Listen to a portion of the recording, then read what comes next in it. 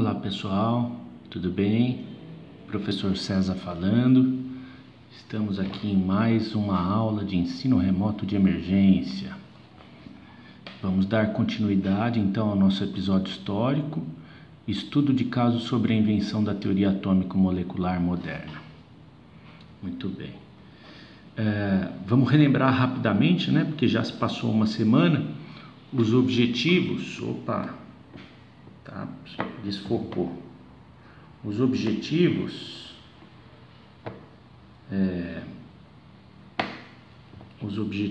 da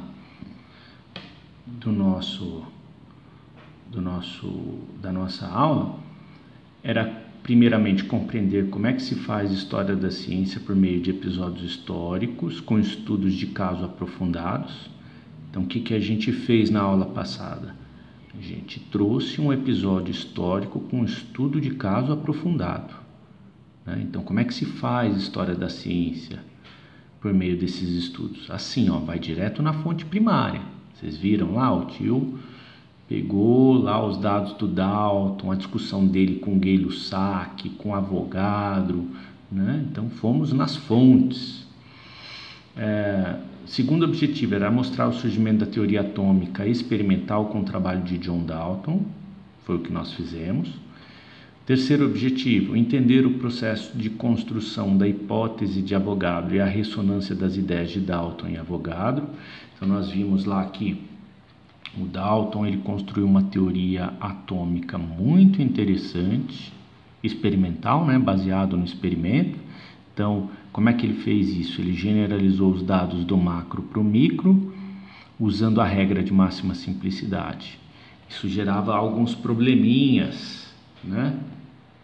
Vocês perceberam lá que gerava alguns probleminhas na determinação das massas, né, dos pesos atômicos.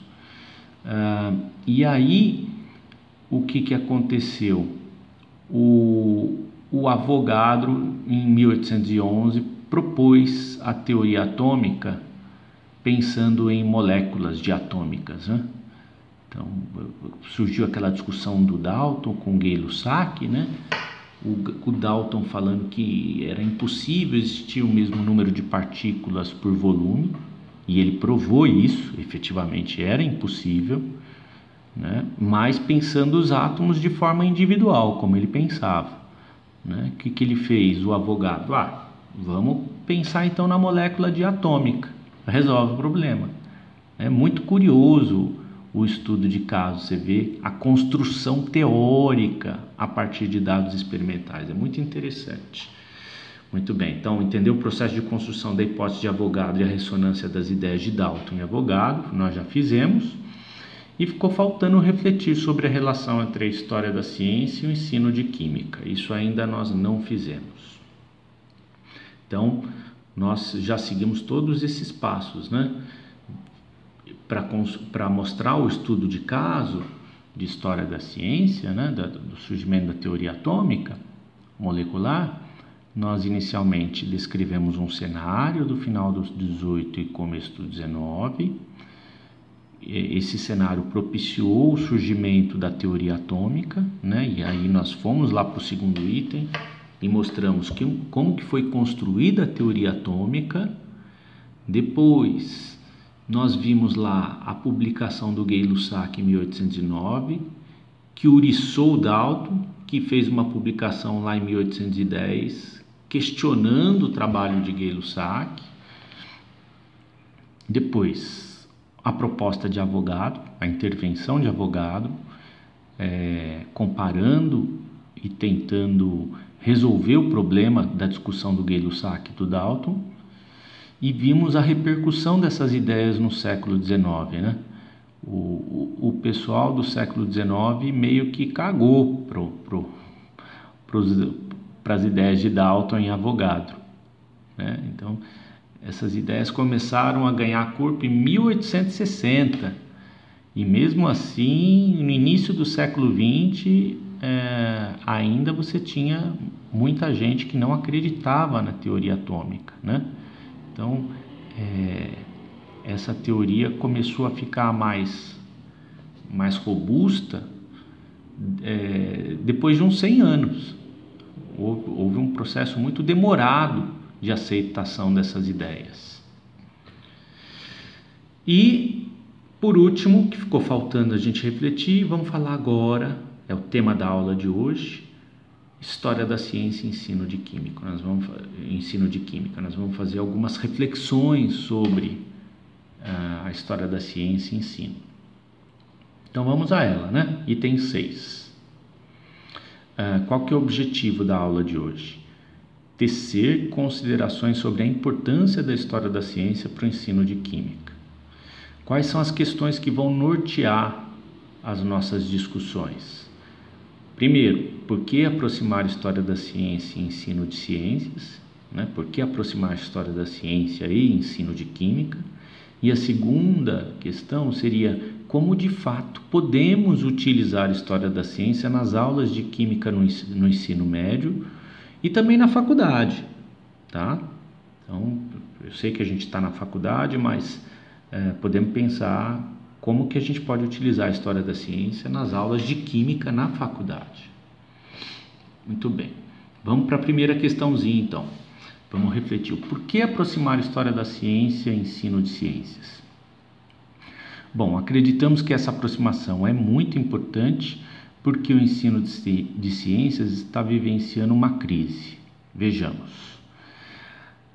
Vamos dar a palavra ali para o El-Nani.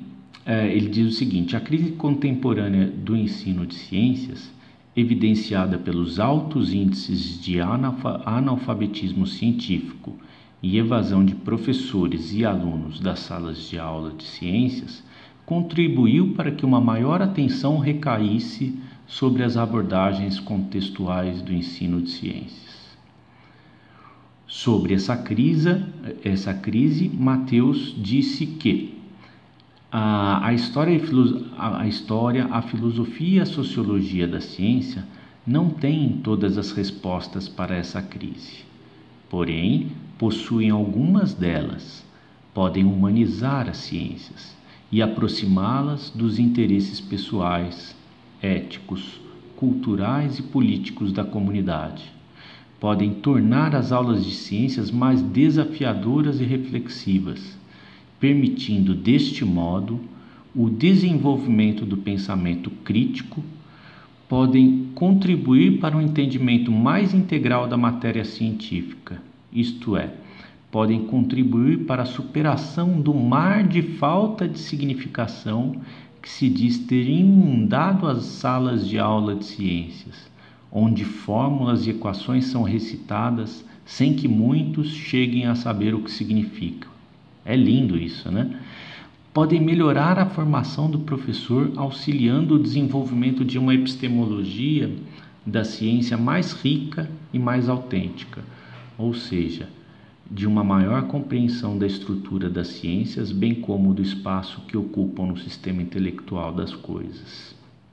Então, eu não sei se você está reparando, esse daí é um trechinho do artigo que eu pedi para ler, né? Então, eu pedi para que vocês lessem e fichassem o artigo do professor Gil Pérez e do professor Mateus, né? Mateus. Foi com esse propósito. Eu usaria os dois textos, não estamos usando só eles como referências, né? Mas não daria para colocar todas as referências aqui para ler numa semana. Então, mas fiz questão que vocês lessem pelo menos dois textos para gente, porque eu iria usar esses textos para a gente poder refletir um pouco sobre história da ciência e ensino, ok? Então tinha um propósito. O propósito é que você entendesse um pouco melhor a aula de hoje, ok? Muito bem. Mas quais são os motivos para essa crise apontada por Mateus e por El-Nani? Sabemos que aqui no Brasil os motivos são muitos, como a falta de recursos materiais, professores com grande número de aulas e baixos salários, elevado número de alunos nas salas de aula, má formação dos professores, etc.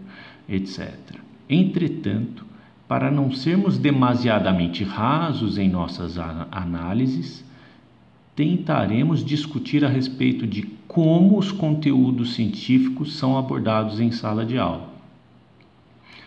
Pérez, em um excelente levantamento bibliográfico, nos mostra que numerosos estudos têm apontado que o professor de ciências tem uma imagem inadequada do que é a construção do conhecimento científico. Com efeito, o professor transfere essa imagem inadequada da ciência para os seus alunos, ou seja, as concepções dos docentes interferem na maneira de atuação do professor, influenciando na sua forma de trabalhar os conteúdos, o que inevitavelmente gera consequências para a sala de aula, né? Os alunos podem estar se perguntando assim, né? Eu sou da licenciatura, mas eu não quero ir para a sala de aula. Eu sou do bacharel e não quero ser professor. O engenheiro, olhando uma aula dessa, pode estar pensando, eu sou engenheiro químico, para que eu estou querendo pensar a respeito da história da ciência e o processo de ensino-aprendizagem, né? E o processo de ensino de química, ora bolas, né? Você não quer ensinar, o seu propósito não é ser professor, não tem problema, mas você é um aluno, né? Então, o que a gente está tentando refletir aqui, né, na aula de hoje, é a respeito de como é que a história da ciência pode contribuir para o processo de ensino-aprendizagem. E você é um cara que está na faculdade, está aprendendo, né? Você vai aprender a sua vida toda, então é importante refletir sobre isso, mesmo que você não vá dar aula, ok? Muito bem. Então, estávamos falando que o Pérez, né, ele diz que o professor tem uma imagem inadequada da ciência, certo? E que ele transfere essa imagem inadequada para os seus alunos. Ou seja, concepções docentes interferem na maneira de atuação do professor, influenciando sua forma de trabalhar os conteúdos, o que inevitavelmente gera consequências para a sala de aula. Portanto, na intenção de tentar responder nossa primeira pergunta, inicialmente faremos um levantamento das principais concepções inadequadas dos professores, apontados por Gil Pérez, juntamente com uma reflexão sobre o impacto de cada concepção para a sala de aula. Posteriormente, mostraremos de que maneira a história da ciência pode contribuir para minimizar esses impactos. Ok? Então vamos lá. Pérez aponta 7 visões deformadas dos professores sobre o empreendimento científico. Elas são: concepção 1. Concepção empírico-indutivista e ateórica. Para Pérez, esta é a deformação mais apontada pela literatura. São mais de 60 trabalhos no período de 1984 a 1998. É uma concepção que evidencia a suposta neutralidade da observação e da experimentação, esquecendo a importante função das hipóteses na orientação da investigação científica. Segundo ele, as concepções docentes são marcadas por empirismo extremo. Nós teremos aulas para tratar isso com mais profundidade, tá? Mas agora vou refletir de uma forma bem breve, né? Consequências para a sala de aula. Propagam uma imagem ingênua a respeito de como a ciência constrói seus modelos explicativos e preditivos. É isso que traz como consequência para a sala de aula. Muito bem. Segunda visão deformada, segundo Pérez. É uma visão rígida, algorítmica, exata e infalível da ciência. Essa é uma visão que, segundo Pérez, entende o método científico como um conjunto de passos para cumprir mecanicamente. Além disso, ela pode ser caracterizada por um forte apego ao tratamento quantitativo, ao controle rigoroso dos dados. Por outro lado, essa visão traz consigo uma certa recusa a tudo que está relacionado à incerteza, intuição, criatividade, reflexão, ambiguidade e a dúvida.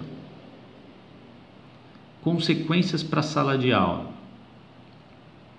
Essa visão infalível da ciência faz da sala de aula um lugar onde não há espaço para o erro.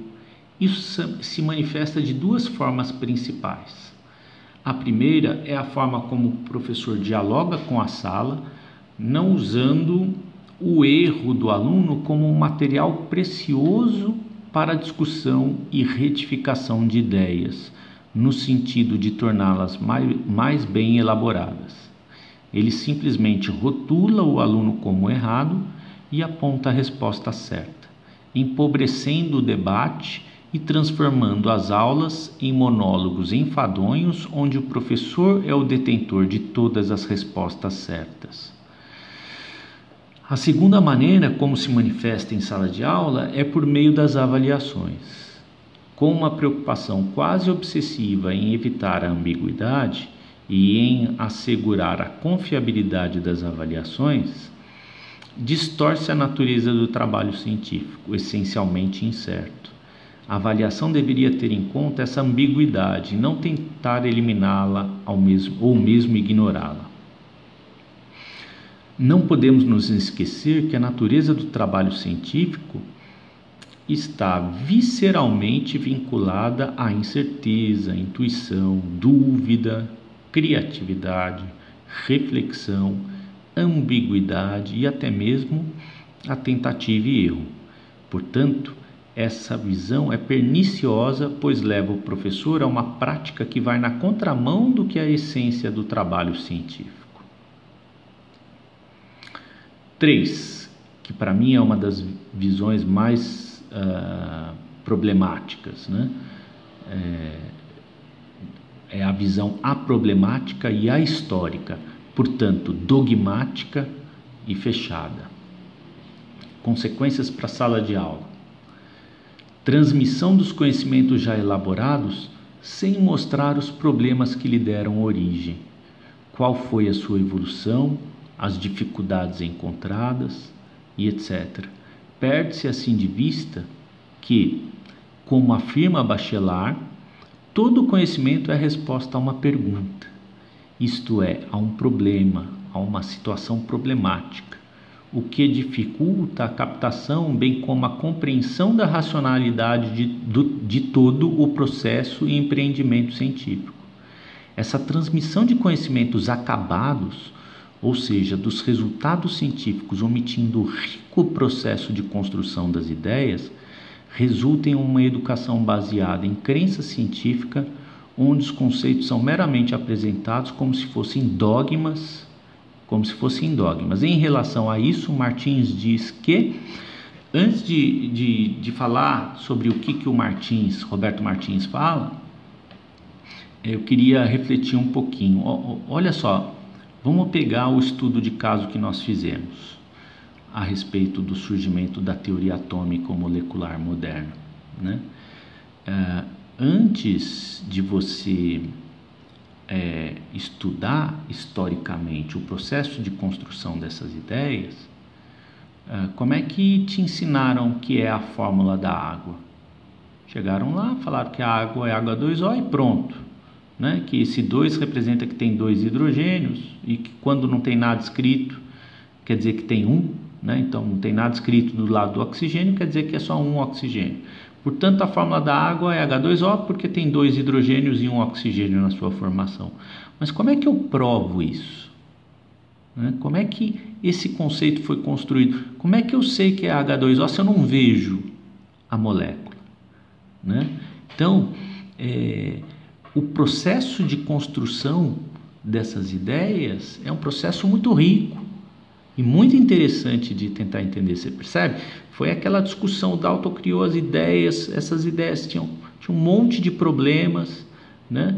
E aí o Avogadro veio, retificou essas ideias, e isso caiu no esquecimento por um tempão. Depois foram lá, retomaram isso e voltaram a discutir, né? Então, essa transmissão de conhecimento acabado e pronto, de maneira dogmática, empobrece o conhecimento científico, né? A gente pega o conhecimento lá da ponta, já pronto, uma ideia já construída, né? E aí o que você acaba tendo não é um conhecimento científico, e sim crença científica. Então vamos ver o que o Roberto Martins fala? Olha lá. Há uma importante distinção entre conhecimento científico e crença científica. Ter conhecimento científico sobre um assunto significa conhecer os resultados científicos, conhecendo de fato como esse conhecimento é justificado e fundamentado. Crença científica, por outro lado, corresponde ao conhecimento apenas dos resultados científicos e sua aceitação baseada na crença da autoridade do professor ou do cientista. A fé científica é simplesmente um tipo moderno de superstição. É muito mais fácil adquiri-la que o conhecimento científico, mas não tem o mesmo valor. É forte isso, né? A fé científica. Olha só, pessoal, o que eu estou querendo mostrar com isso? Eu estou trazendo um estudo de caso para mostrar para vocês como é que a gente foi educado a vida toda, né? Para você entender um pouquinho sobre a fragilidade do conhecimento que foi adquirido por vocês até então. Então, mas não vou dar spoiler, vamos continuar aqui. Nesse sentido, para tentarmos ilustrar o efeito de termos um ensino predominantemente baseado na mera apresentação de resultados científicos, vamos ver o que nos diz Costa. Ela diz o seguinte, olha só que legal. Tão comum se tornou a palavra molécula que se pode dizer que é de domínio público. Crianças falam da molécula da água. Essas moléculas são apresentadas por fórmulas que também estão incorporadas em nosso cotidiano. A água tem sua fórmula utilizada como marca registrada de água engarrafada. Os químicos se referem às substâncias por meio de suas fórmulas. No entanto, apesar de tão populares e tão utilizadas no ensino de química, as fórmulas químicas das substâncias são ainda um mistério. Todo mundo concorda com elas, mas não se sabe muito bem de onde vieram. Se um aluno perguntar para um professor como estamos falando ainda, é a fala de Costa, ela está desabafando na sua dissertação de mestrado, tá? Então, se um aluno perguntar para um professor como é que ele sabe que a fórmula da água é realmente H2O e como ele pode afirmar que a geometria é mesmo angular, com certeza o professor passaria aperto para responder de forma consistente. Isso se aplica também a muitos professores de nível superior. Então, olha só que coisa, né? É muito curioso, é um conhecimento mais básico que existe e a gente não sabe de onde que vem, né? Mas vamos lá. Ou seja, o efeito de você ter uma educação baseada e pautada na mera apresentação de resultados científicos, o efeito é uma educação frágil, superficial e carente de sentido. É preciso que se tenha em conta que esse problema se sustenta em parte devido ao nosso modelo educacional, que privilegia quantidade de conteúdo em detrimento da qualidade de ensino. A esse respeito, Mateus, refletindo sobre a forma de currículos, nos fala que converter projetos de currículos em realidade de sala de aula requer novas orientações para a prática e avaliação, novos materiais didáticos e que se proceda a uma gradação decrescente do conteúdo dos currículos que hoje são entupidos, porém mal nutridos. Um estudo do conteúdo programático de biologia no estado de Nova York demonstra perfeitamente a dimensão do problema. Espera-se que os professores apresentem 1.440 novos termos e conceitos científicos em apenas um ano letivo. Olha só que louco, né, gente? 1.440 novos termos e conceitos científicos em apenas um ano letivo, só para a matéria de biologia. Por isso, hoje leva-se em consideração aquilo que defendia no século passado: ensinar-se menos para se aprender mais. Mach via a questão assim: creio que a quantidade de matéria necessária para uma educação de valor é muito pequena. Tem gente dando risada na carteira, né? Não conheço nada mais deplorável do que as pobres criaturas que aprenderam além do que deviam. O que elas conseguiram foi uma teia de pensamentos frágeis demais para fornecer uma base sólida, porém complicados o bastante para gerar confusão. Bom, quarta ideia deformada dos professores. Uma deformação que apenas é mencionada pelos grupos de professores e que foi escassamente tratada pela investigação, menos de uma dezena de artigos lhe fazem referência, é a que consiste numa visão exclusivamente analítica. Aqui, Pérez ressalta a fragmentação dos estudos e o esquecimento do necessário esforço posterior de unificação, de construção de corpos coerentes de conhecimento. Consequências para a sala de aula. De acordo com Soares, essa desconexão dos conteúdos obriga os alunos a tratar de distintas matérias como se fossem unidades isoladas em si mesmas. O saber aparece assim atomizado e descontínuo para o aluno, sem que este tenha em algum momento a oportunidade de entrever uma visão global ou de conjunto de saberes científicos. Mediante esse tratamento fragmentado do conteúdo, seu intelecto vai se organizando em parcelas autônomas, carentes da necessária conexão e relação, levando-o a um modo deformado de entender a cultura, a ciência e realidade. Eu tinha um professor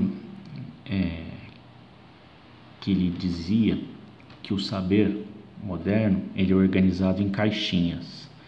Então, se a gente for pensar, por exemplo, na química, você tem lá a caixinha do equilíbrio químico, a caixinha da cinética, a caixinha da termodinâmica, a caixinha da termoquímica, essa caixinha não sei o que,